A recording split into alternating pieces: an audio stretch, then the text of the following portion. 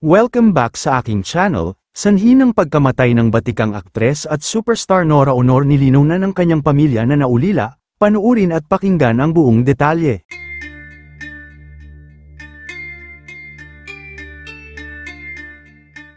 Nilinaw na nga ng pamilya ng superstar at batikang aktres na si Nora Aunor ang mga naglabasang report tungkol sa tunay na dahilan ng kanyang pagkamatay. Marami kasi ang nagtatanong kung ano ba talaga ang sanhi.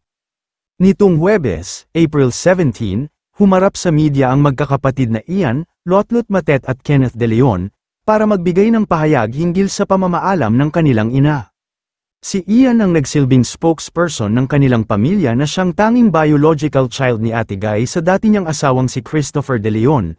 Ang mga kapatid niyang sina Lotlot, Matet, Kenneth at Kiko ay adopted lahat ng superstar. Sa isang bahagi ng press con na ginanap sa Heritage Park sa Taguig kung saan nakaburol si Ate Guy, ay natanong si Ian kung ano talaga ang cause of death ng kanyang nanay na balitang na-confine sa ospital noong April 10. Pagsapit daw ng April 16, sumailalim si Nora sa angioplasty, na ayon sa isang medical website ay isang procedure kung saan binubuksan ang nagbarang coronary arteries o main blood vessels na nagsusupply ng dugo sa puso. May lumabas din na ulat na nagkaroon ng chronic obstructive pulmonary disease si Ate Guy na siya ring naging sakit noon ng namayapang king of comedy na si Dolphy. Ayon sa World Health Organization ang COPD ay isang common lung disease na nagreresulta sa hirap sa paghinga. Ayon sa anak ni Nora na si Ian, hindi totoong namatay si Ate Guy habang inooperahan sa ospital. She did not, she was being operated on, and after that, she had a hard time breathing, and eventually all things went downhill from there, and that's why they had to do another procedure after that.